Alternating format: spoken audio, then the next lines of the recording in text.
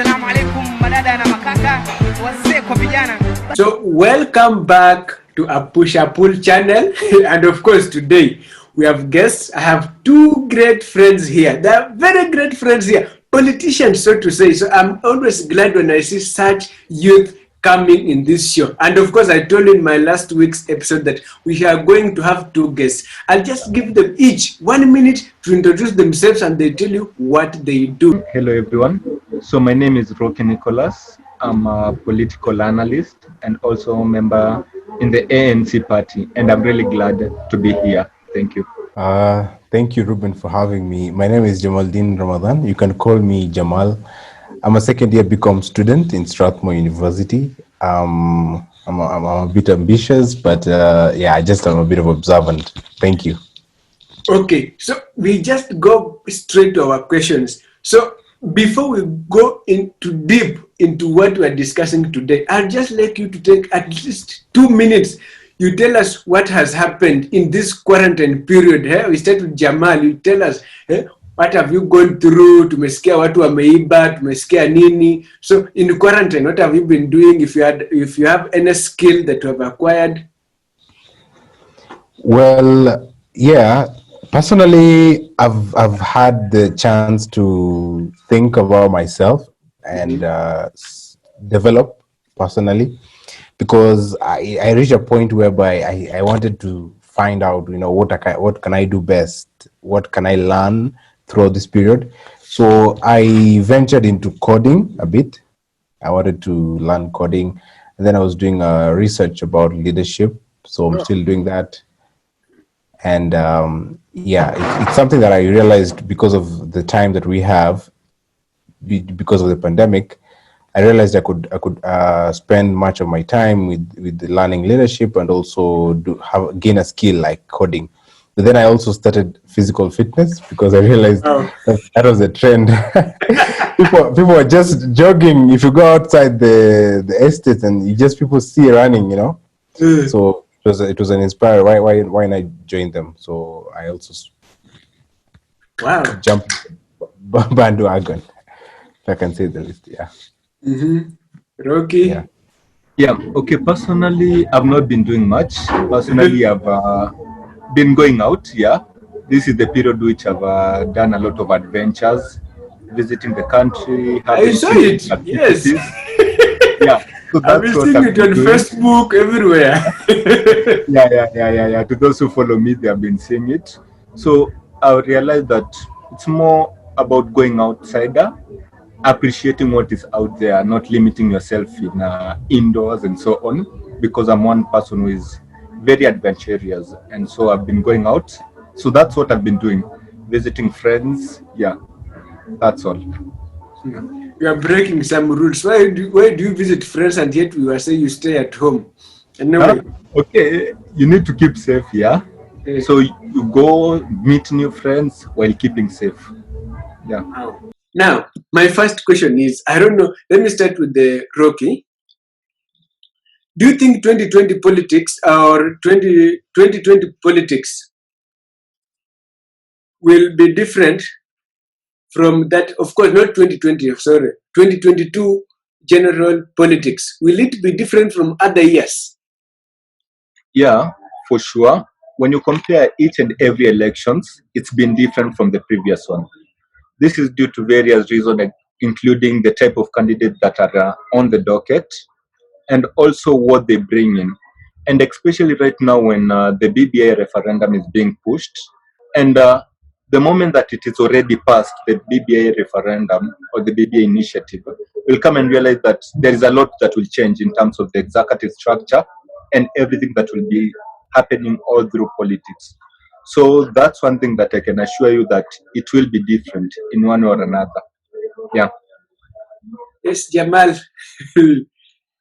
Actually, I do agree with Rocky, and things are going to be different, and we should be waiting for a huge surprise actually, because right now we're seeing a lot of quite of unique characters making their political debut, if I can call it that way, because you realize we we're now entering to the heat of the campaigns. It's just starting. And you realize that some people, unfortunately, they've been used to create that political or that campaign heat, to get Kenyans very, very active, because you realize you just can't start campaign going through rallies and all that without putting that heat out there.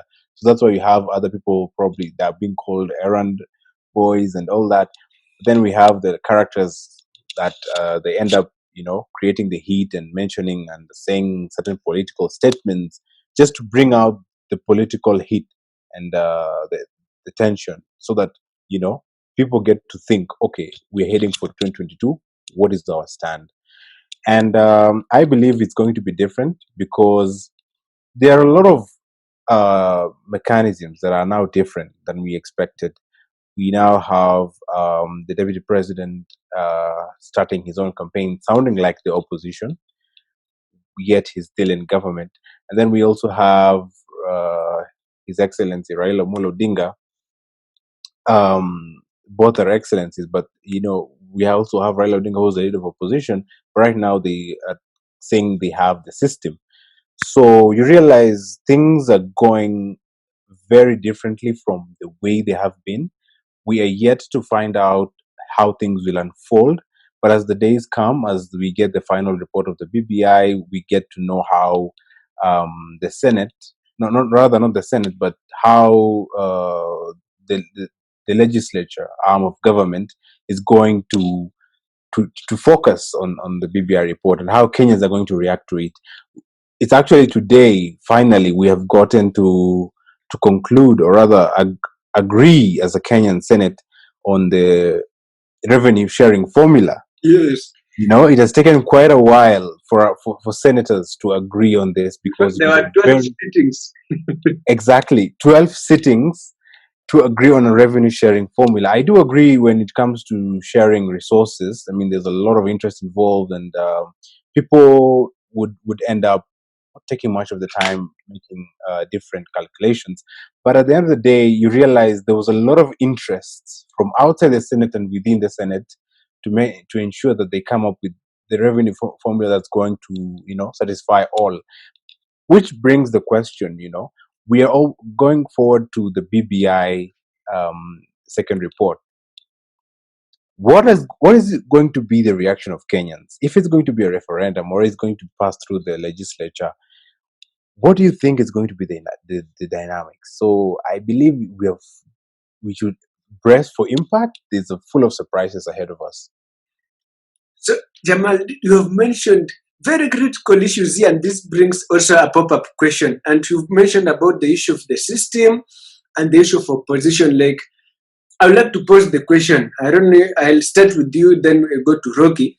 That do you believe it is right to fight the government while you are still in the government? Because recently we've seen Ruto allies saying that they are going to court to stop each and every development activities that are done by Jubilee government. So do you think it is right? And if it is right or wrong, how and why?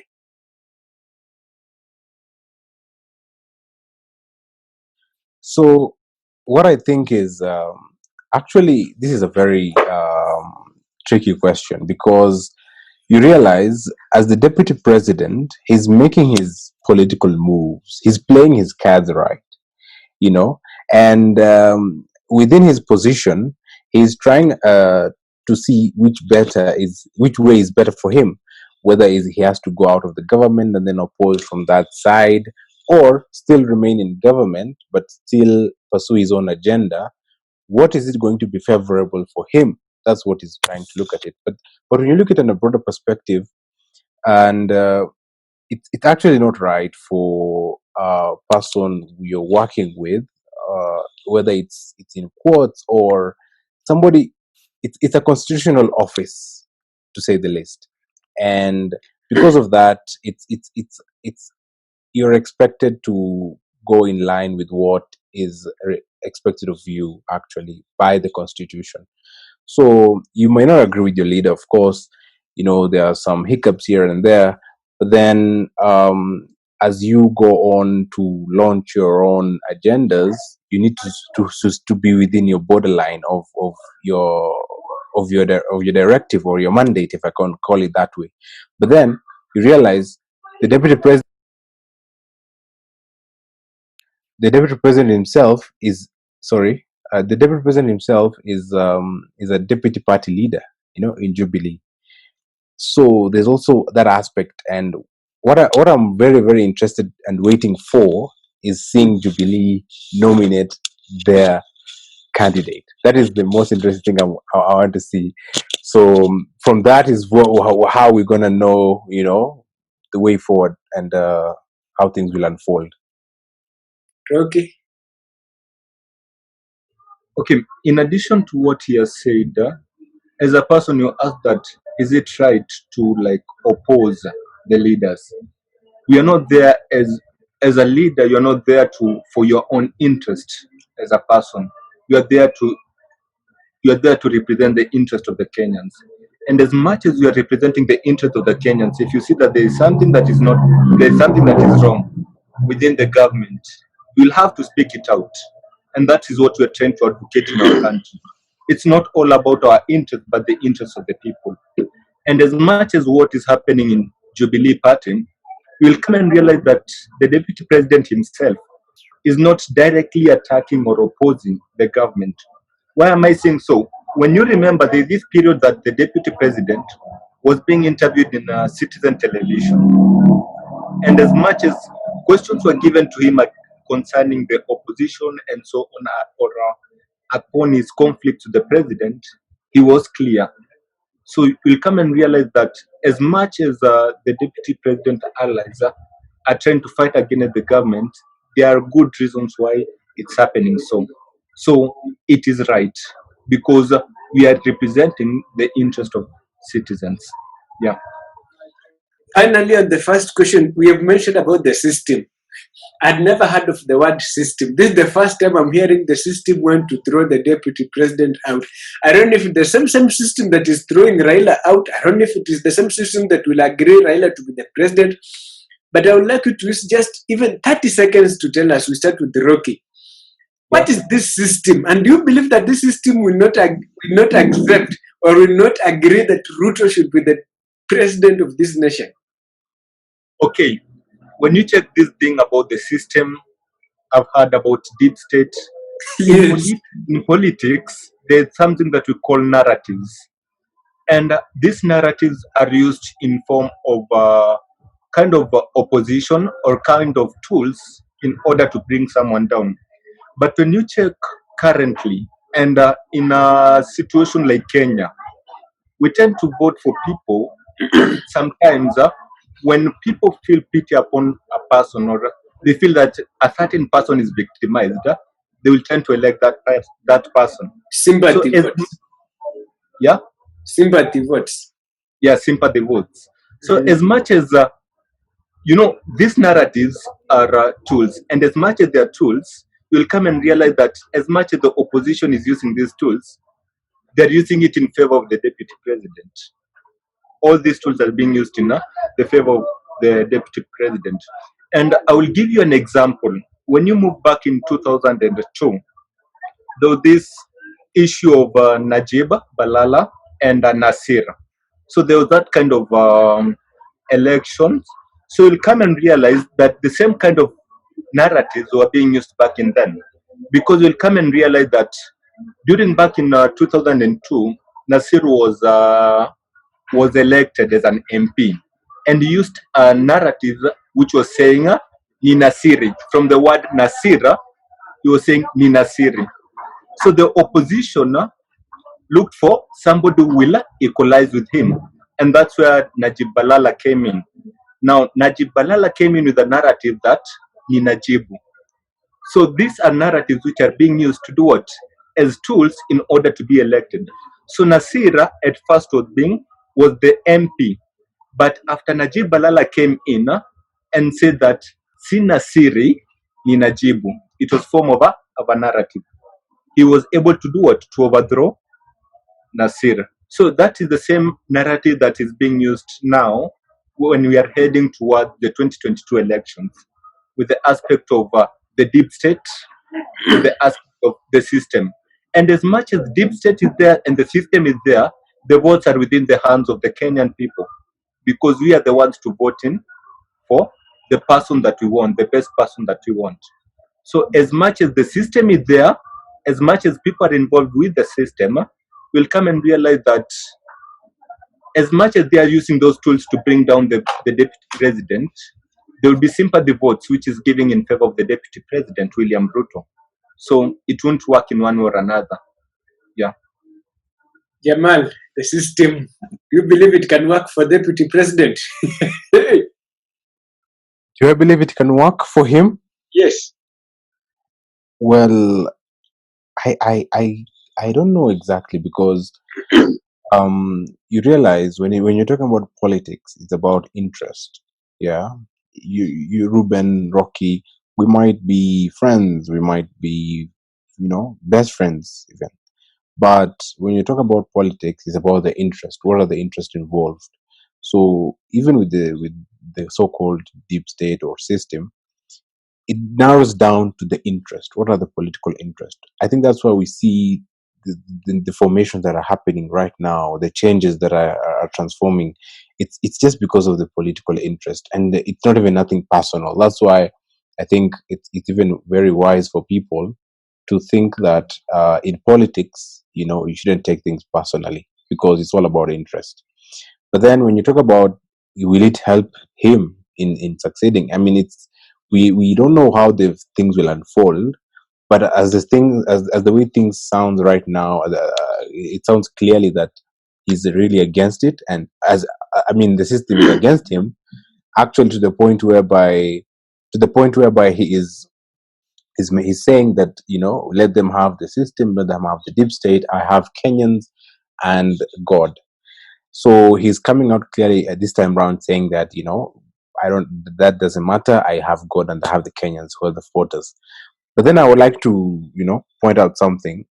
When you talk about the deep state and the system, I actually do agree with Rocky. It's kind of a narrative because at the end of the day, if there is something like a deep state or a system, it's just it's people who are involved. If it's something like that, if it does exist, then it's just a collection of people, and they might be very deep connected with different kind of mechanisms whereby they are trying to make things harder to move.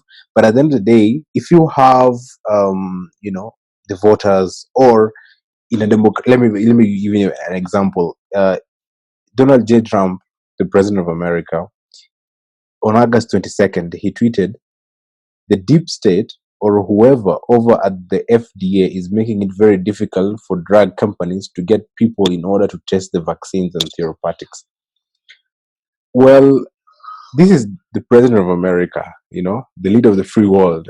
He's saying that there's a deep state that's making it difficult for drug companies to do tests, over the FDA. Well, it just tells you that, can the deep state also be against the president? So, but then I would like to also remind you, if the so-called deep state is there and the system, remember the 2002 elections. If the deep state and system was for Uhuru, yet he lost, being backed up by Moi, then it actually means that as much as we might think the deep state and the system has got influence, at the end of the day, circumstances will rise up, things will unfold the way they will, and it's not a guarantee that once you have a deep state or anything that will help you, but then we will see how things goes. Wow, I've just liked the explanations you people have given. You even just opened my mind. Had not known about this 2002 elections, about Uhuru failed or what. But anyway, it's a story for another day. Back to our question number 2. So among the following people, I don't know if you've heard them. We have Mohisa Kitui, Alfred Mutua, Kifuda Gibwana, Oparanya, Raila Amolo Odinga, William Samoei Ruto, Wetangula, and Mudavadi. Who can be the best leader or the best choice for Kenyans ahead of 2022. Like if someone comes in, you say, I Jamaldin, when I wake up, I can go vote from Davadi. I a push when I wake up on August 2022, I'll go vote from Davadi, or Rocky will say, I'm going to vote for Wetangula. So who can be the best choice among these people? We start with the Rocky. Just in a few 1 minute. Actually, I think Rocky should lead us with this conversation because he's a political analyst, and Yes. he's analyzed all these leaders and with their manifestos, what they promise the people. And tell us, Rocky, who's the best for And us? he's a member of ANC. Wow. Yeah, he's a member of Yes. Okay, Yeah. okay. One thing I can say that currently, and as per the moment, we cannot determine the best leader. Why am I saying so? This is because currently not everyone has come out in order to see their manifestos. It's still on early stages. So the best thing that we need to do is not focus on who is the best choice as per the moment. We need to first of all await for the campaigns. Let each and every person bring out their manifestos. Now, when they bring out their manifestos, we try and trace back all through their political journey. What have they been able to do? Have they been able to accomplish their promises or their manifesto that they've given to Kenyans? So that will be the best thing to determine who is the best choice.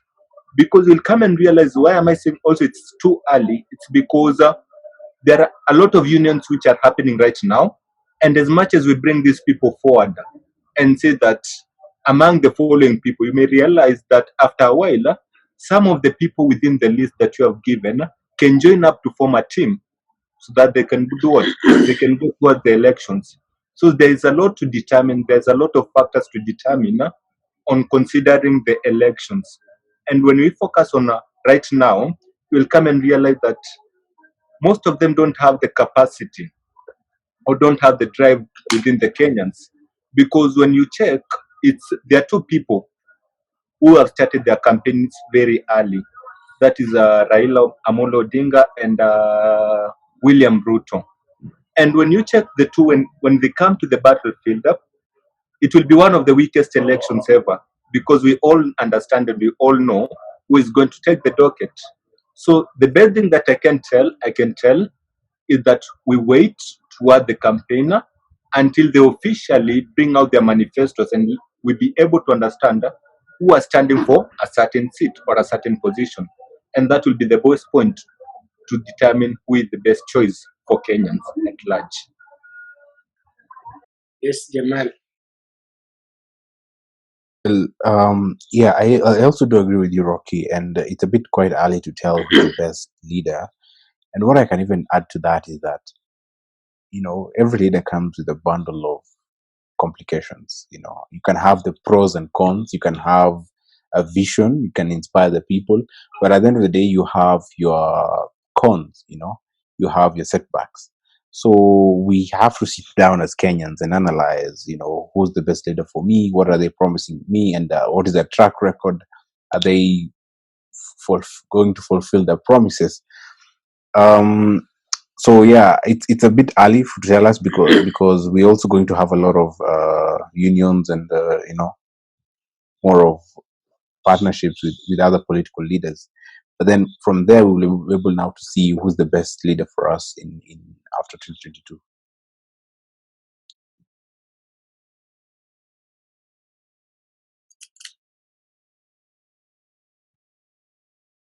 You finished? Yes, I've finished.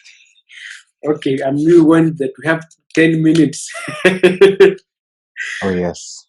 So what directions can our politicians take to reduce these political temperatures that we have here right now?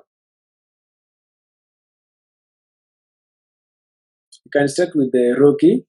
We have temperatures are high. Ruto is in Kisumu. Ruto is in where?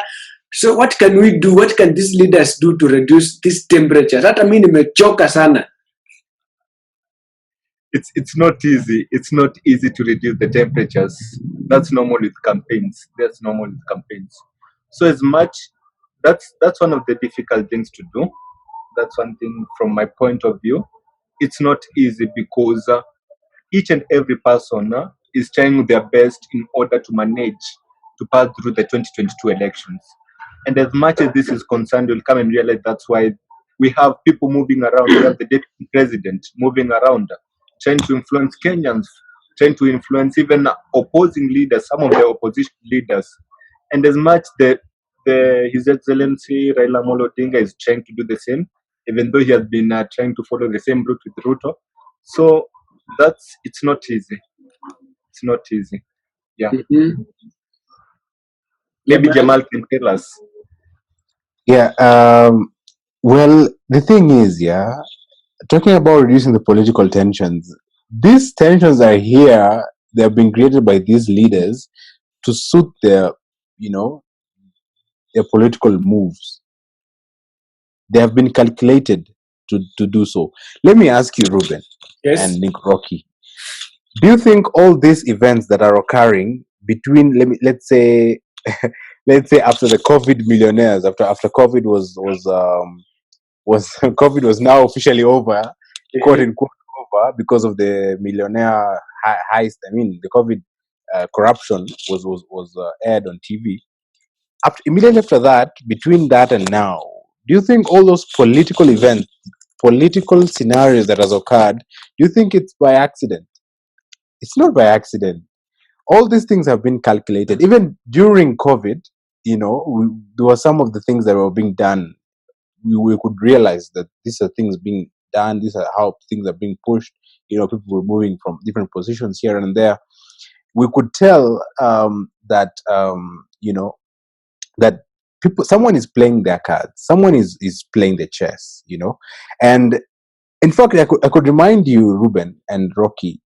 I think it was first January. No, it was not New Year, but it was January and around 6th January there. I can't remember the exact date when His Excellency the President reshuffled his cabinet, and we realized that Kunjuri was ousted, and he was sacked from cabinet.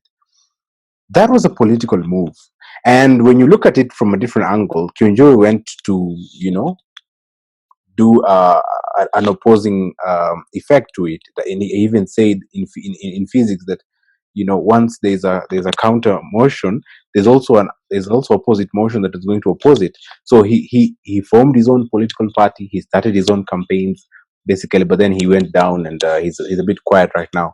But then what I want to say is that from that time on, you realize that things were being moved into motion. After COVID millionaires, we've seen political tensions rising rapidly. I mean, it has been rising.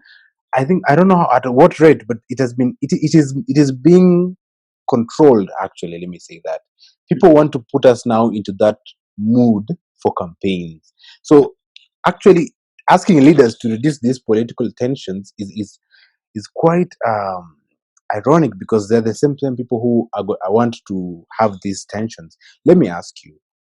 We were talking about social distancing of 1 meters, the abiding to the guiding rules of health, World Health Organization policies in regards to COVID. But then we've had rallies, from Raila to Ruto to His Excellency the President himself. He has been visiting some places where there's been a lot of gatherings. To some others, leaders are not wearing masks. So you realize these are deliberate movements, and it begs other questions of, are we still under COVID? Is COVID still there in Kenya? And I like to quote these headlines that was put on, I think, was it on Citizen TV yesterday? Pandemic to pandemic. From a pandemic of COVID-19 to a pandemic of 2022. So these political tensions are deliberate. They're there to spearhead different interests from people. In fact, there was a narrative that the revenue sharing formula, the debate around it, was also a narrative to just make people divide, like to divide the nation. Because when you talk about resources, Ruben Yes. and Rocky, when we're talking about resources, we can be friends, yeah. When we talk about sharing any resource, we will now think as one, as myself, what am I getting? So the rigorous debate that has been happening, you realize different leaders have been taking their stance, their allocations. It has been inciting some sense of, our community, this community, the marginalized. This have been always getting. I think it has been there to just bring the tension and to divide. I don't know why it's been that way. Up to the 12th sitting, whereby today, fortunately, they have come up with a situation around it. We also saw Governor Wycliffe Oparanya. He declared a shutdown, government shutdown. In the United States, the president can declare government shutdown because when he declines, or rather, when the Senate and when the two houses decline to move different motions, there is a shutdown because there are no resources being shared to different states. Actually, that makes sense for even to have a shutdown in America, but in Kenya, we're talking about as it's a bicameral system of government, but we also have different counties. But these different counties are independent in its own nature, but still dependent to the national government. But then we hear Governor Paranya saying that he's declaring, okay, he's saying a shutdown to all counties and urging them to shut down. It was just to bring that tension seriously. If you look at it this way, all citizens in Kenya to would want to probably would wish a very good formula in the table. But then when you see that you're losing your job because the Senate is at a standoff and um, there's no agreement, you realize, I mean, what are these people doing? You end up thinking as your own, and it divides the nation. So fortunately, though, that has been solved now, but we don't know. Probably that has been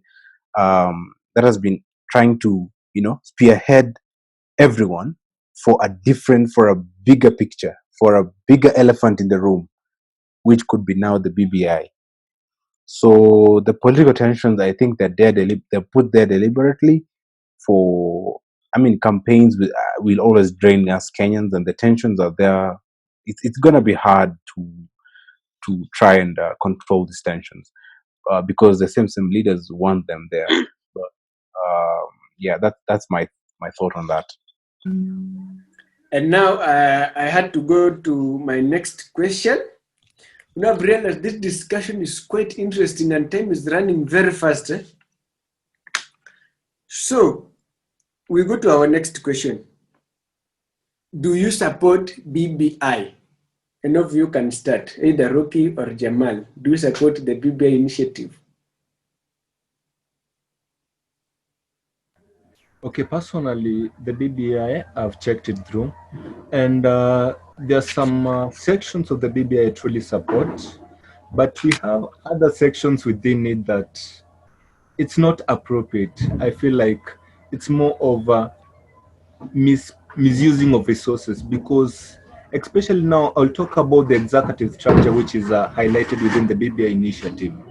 So when you check on the executive structure, there is an introduction of a prime minister and two deputy prime ministers who will assist the prime minister. So what is the need of having a prime minister and two deputies? And as a nation and as a country, we realize that we are not in that good position as a country in terms of finances in order to bring up this new position, because this each and every new position will need salaries, they will need vehicles, they will need allowances. And as much as these things will be provided to them, where will the funds come from? We have been facing trouble during COVID-19 because of funds. They have been misplaced and so on. We have been having situations whereby we are declared bankrupt as a country. We have loans from different countries.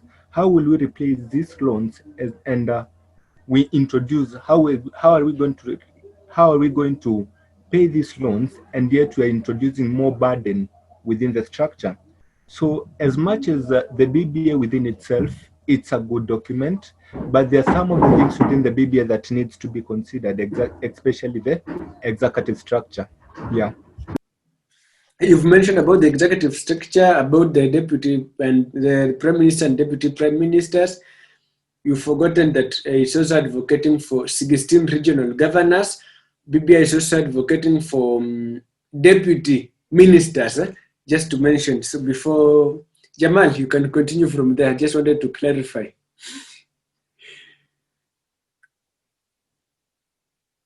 I'm next, yeah? Yes.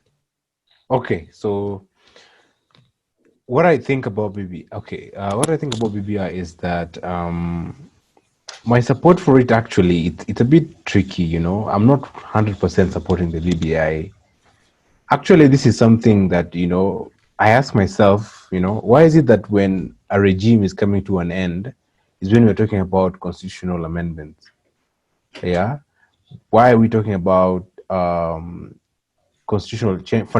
constitutional changes when it's a dawn of a new regime, either a dawn of a new regime or when another one is ending? Why? You know, it begs to ask why. So I do believe that as much as whether I support it or not, at the end of the day, the constitution is a supreme law of the land. This is what, as much as it's being, you know, being misused here and there, it's being ignored. At the end of the day, it's what we have as proof that this is one our fundamental. It's a sovereign of the people. It's what guards us and protects Kenyans. So once it's going to be changed in its old structure in such a manner, then without very much discussions and very quickly, you know, we were talking about we're talking about having major constitutional amendments through either a referendum, but we are 2 years before. I mean, 2 years in before 2022. You know, and I remember this was a suggestion that was made by someone, because you realize the referendum is going to cost money from the government. 11 You know, billion. 11 billion. I mean, surely 11 billion. And you realize in 2 years, actually less than 2 years, we're going to have general elections. There's another guy who was on national television the other day. He suggested, okay, you want constitutional amendments? Fine. Why can't we have this referendum in line with the general elections? The same time you're choosing your leader, you're also choosing, you know, what you want about the BBI. But that, of course, that's there's a lot of interest there in the, you know, it was a bit trashed off, that suggestion. But I come back to my point. This is the fundamental law of the land, and you know, making such kind of you know, changes, having prime minister now in leading the parliament, having a member, I think having members of parliament who can also be serving in cabinet. Is that correct? Ahead of that, um, you know, actually, there's a team of lawyers, including the president of Law Society of Kenya, Nelson Harvey, and one of these activists. His name is David D. They've gone ahead to challenge this in court, and their logic is that, you know, they're actually petitioning against the BBI, and it was on a headline where they were saying reggae is being stopped. So they were saying the petition seeks declaratory orders that the doctrine of basic structures of the Constitution and the doctrine of implicit limitations to constitutional amendments are applicable to Kenya and should guide any initiative to amend the 2010 Constitution. So what they're questioning is, you know, you're going to make very fundamental changes in the Constitution itself. Then we need to have an overall look at the Constitution, not just add things here and there, you know, prime minister here, deputy prime minister here, you have ceremonial, I don't know, president here. So it's actually very delicate, I think, when we should take it in a very delicate manner. And my support for it, basically, I like the idea, the fact that, you know, they're talking about having more opportunities for the youth, the gender equality, you know. But at the end of the day, you ask yourself, is this a decoy? You know, are these other factors there to just hide from the bigger elephant, which is now the positions, you know, the prime minister and the deputy prime ministers and all those positions, trying to sort the issue of, you know, winner takes it all. But then I also want to ask, if right now, okay, this is something we're being seen from the media, of course, the two involved are yet to come out and publicly agree that there is conflict between the president himself and the deputy president. But then I want to ask, if these two offices are still very much upheld under the executive in our very own constitution, then what is the kind of the scenario that's going to happen when the prime minister disagrees with the president, you know, or when the president and the prime minister have got their own political agendas? One is focusing on probably on his legacy, one is focusing on their other further ambitions. So you realize, are we going to still have such kind of oppositions in one house? Are we going to have these tensions that will ultimately make Kenyans suffer? So I think we should really take back a step and think. I do believe, okay, of course, the 2010 constitution, it has got some, you know, it's setbacks, but I do believe that, you know, there's a bigger aspect of it, and what is it actually are we intending when we want to change the constitution, especially now? Also, in addition to what he has said, when you check on the reason behind why they are saying they want to implement this BBI is to get rid of the violence that has been happening through elections. But when you think deeper within it, and let me give, for example, we have two leaders, person A and person B. So they're saying that if person A wins and person B loses, he will be given the chance of the prime minister. But in the same way, there is an element of violence that will be within that point, because there's no way that will tell me that I chose person B and he lost and I will not be violent. So as much as they're talking about, they're using all this to cover up, they're saying that it's to get rid of conflict. When you check deeper within it, it's not a good method. We need to look for other alternatives on how we can solve such kind of issues. Yeah. Wow, I like the way you people analyze these issues. But no, I don't mean, and I don't say that BBI will go through. But just in case the BBI referendum goes through, who are the great beneficiaries of this BBI? Because I know youth are not involved. I know I've read that 156 page document. Youth are really left out. So who are these great beneficiaries of BBI? We can go with Rocky. Okay, as we all understand, most people within the parliament, within itself, or most people within the executive structure, within the politics, will come and realize that the senior most individuals who are really supporting the BBI initiative will be some of the people who will benefit most from this initiative. They will be the biggest beneficiaries. Why? Because they are advocating it for their own interest. I don't want to mention names right now, but these people that are advocating for it will be the biggest beneficiary, even though most of them are saying that they are not interested more in politics and such kind of issues. But as much as things do change, and as much as this will go through, you'll come and realize that there will be only few people who will benefit from it. And even if they will be, you may realize that even after a while, they may not, in one or another. Yeah. Yes, Jamal. I think the most beneficiaries of this constitutional amendment, the BBI, is the people who are driving it. You know, it's the people who are eager to have it done, because you realize the youth did not ask for a constitutional amendment, especially in that perspective whereby you're talking about creating different positions. The Kenyans did not go ahead to you know, some actually presented their own views, but then they were later not implemented. But then when you think about the leaders, they're going to be the most beneficiaries, because is the BB we have not even seen the second, you know, draft, the second report from the BBI, so we don't know actually what is it going to look like. why do we, in fact, why did we need even to have a second report when you think about it? But then we're going to look at it, and then from there, we're going to see, is it true probably that from there, at the end of the day, Ruben and Rocky, you will not hide. At the end of the day, you cannot hide. We will just see this is ultimately for these purposes. And, actually, when you look at how the BBI is being supported, it's not being supported by all Kenyans. It's being supported by different cliques of political allies. So it's all back to politics. Okay, I know it's politics, but at the end of the day, this is a constitution. It's going to affect everyone, but then it's not. The support is coming now from, because this one is supporting it, then I'm going to support it. But then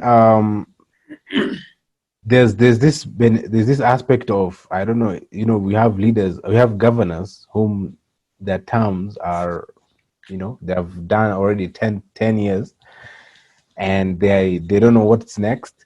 Probably this is an opportunity for them to have a run again.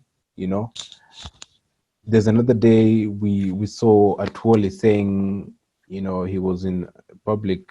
I don't know where he was, but then he said that through the BBI and the constitutional amendment, there could be other positions that would interest His Excellency the President. So, when I ask, before I even say what happened later after he said that, when I ask you, Ruben and Rocky, if I tell you that there is, through the constitutional amendments, there is other positions which could interest a head of state. You're already a head of state. Which other post could interest you? But then he said that, and that's what actually how Daily Nation took it. And they said, the headlines was on the newspaper, Atwoli saying how we will make Uhuru, and we will add Uhuru another term. I can't remember the exact headline, but basically they went, blunt and said that, Atwoli is saying that they want to make changes to have Uhuru, His Excellency the President, have if it's more, it's a long term, an increased term, or a different position, probably than the Prime Minister. So, but then Atwoli himself, he went later on Twitter to clarify that and say that, and he clarified and said that he did not mean that, and he meant that other positions. But you ask yourself, which position is going to interest the head of state if it's not to remain as the head of state?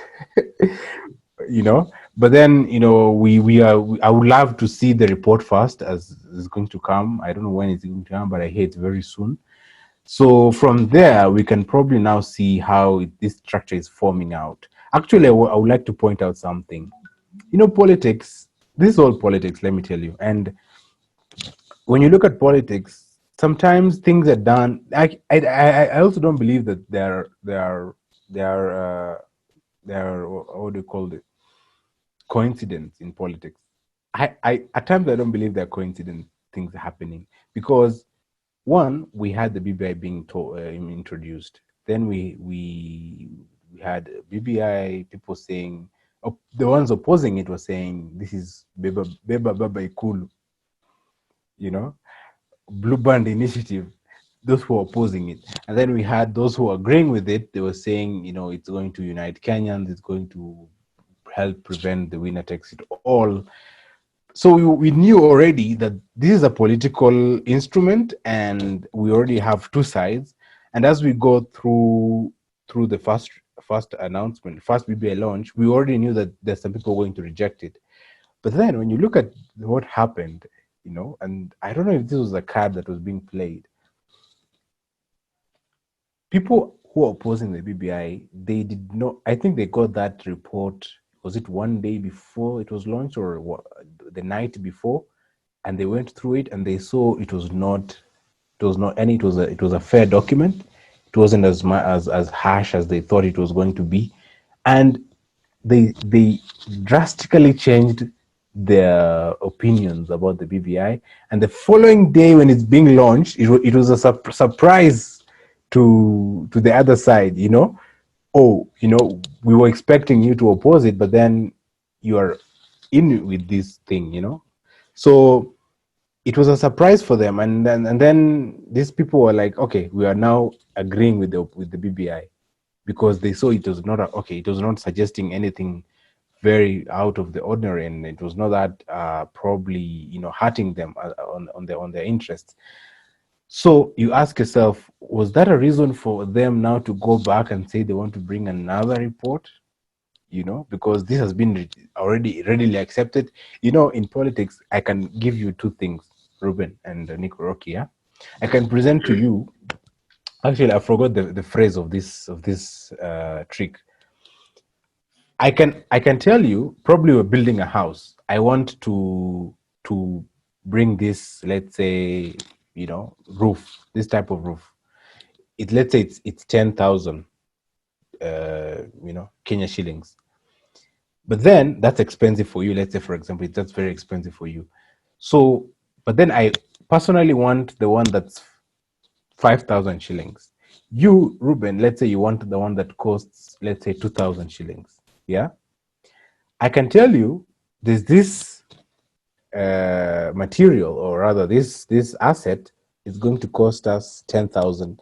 Can we get it? Then you're going to be like, no, that's expensive. We can't, it's way over our budget. We can't buy it. And then I say, okay, fine. Then let's take this one. It's 5,000. You know what you're going to do? You're going to do? I wanted the 5,000 material, but then I presented to you the first one so that you reject it.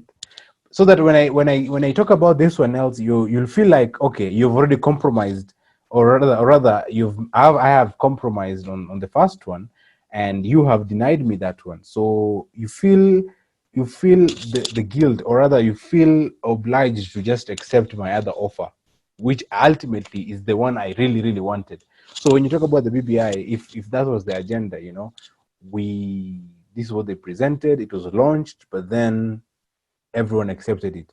It was accepted by everyone, and then you were wondering, can we go forward from there? No, we're going back to make another report, BBI 2.0, or what was it called? So I wonder why such things are being done. I think it's just politics, and so when we see that, how it's going to come out, and we will now get to know what's going to really come out clearly from that BBI report, and from there probably we could have a better view of this scenario. Wow. You should also join Rocky and become a political analyst.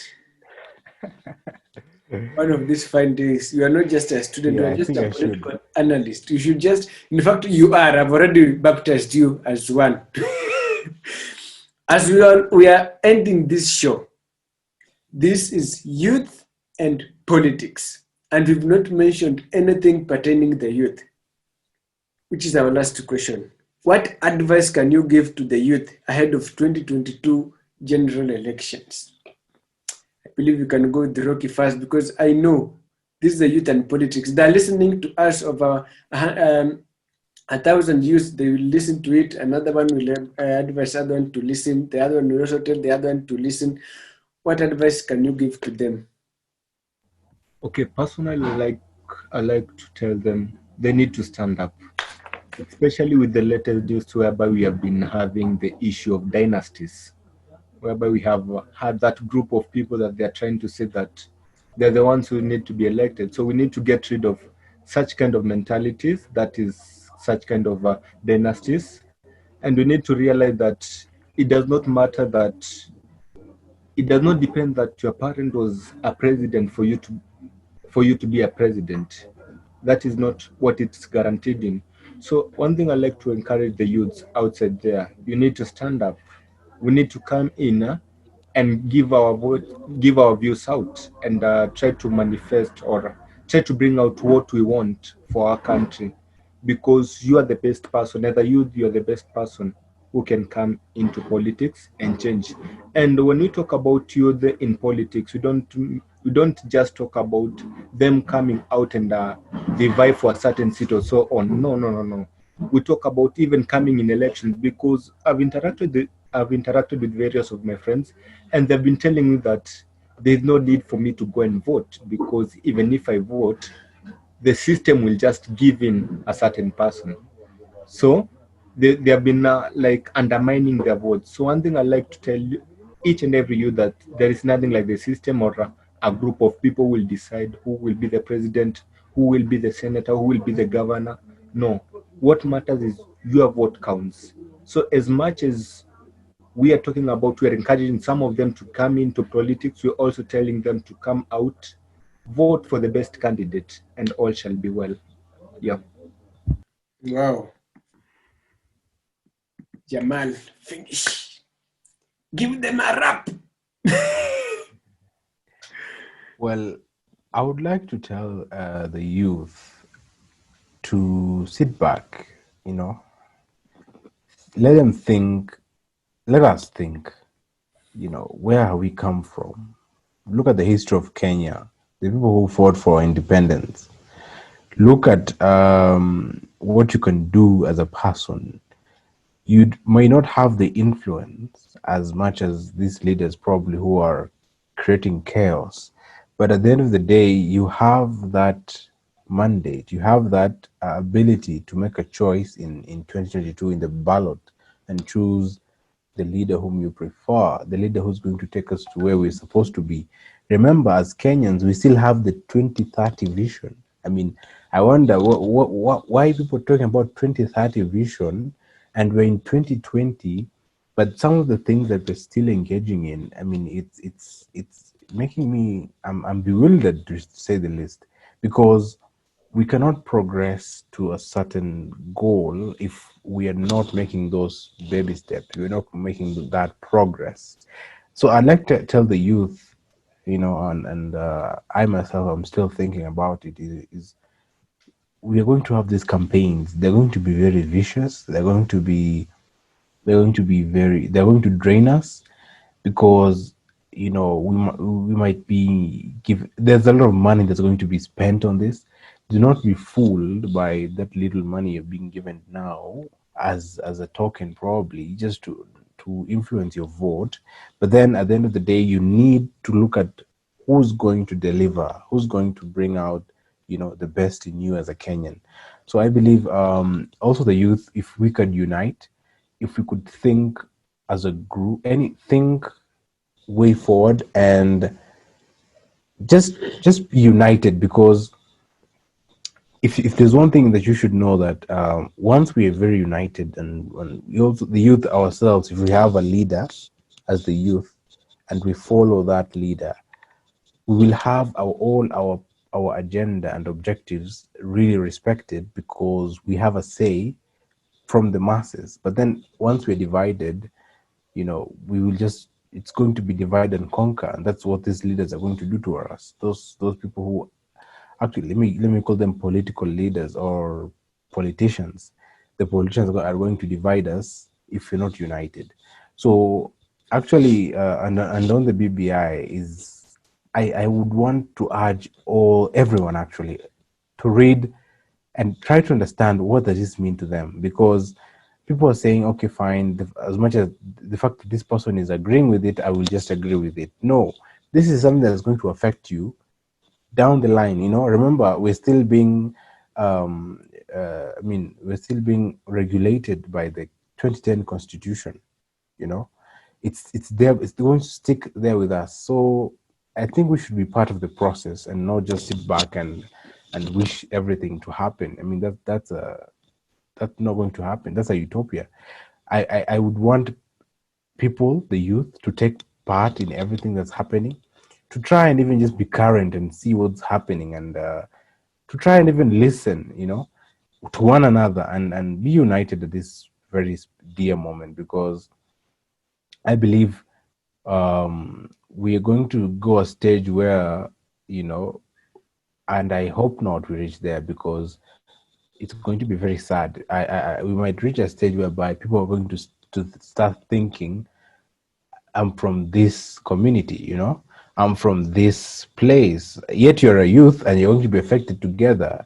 At the end of the day, let me tell you, these politicians, they sit together, they laugh, they enjoy, once the politics is over. I mean, life is going to go on for them. I remember when you talk about Raila, His Excellency, right now he's in, like we can say, he's in Okay, quite literally in government, but then there's a lot of people who died for his cause. Yeah, they believed in him, they fought for him, and they died.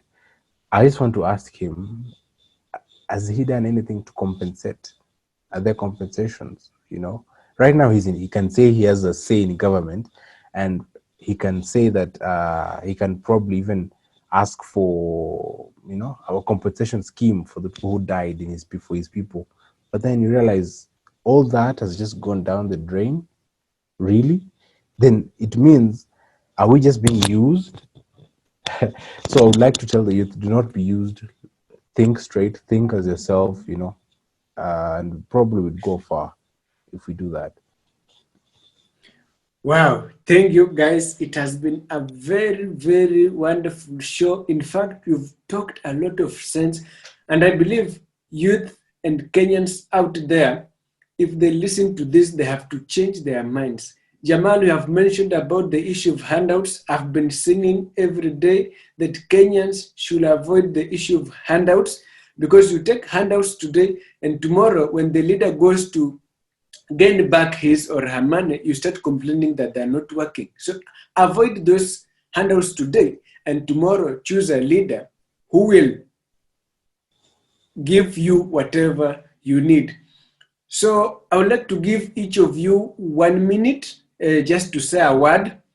Now, generally to each and every Kenyan out there, just a word, and you tell us what are you planning to do at the end of the year or before the year ends. What are you trying to, like for me, I can tell you that before the end of the year, I want to ensure that I start my project, have a project that I want to start in Kibera, that is early teenage pregnancy awareness before the end of the year. That's my plan.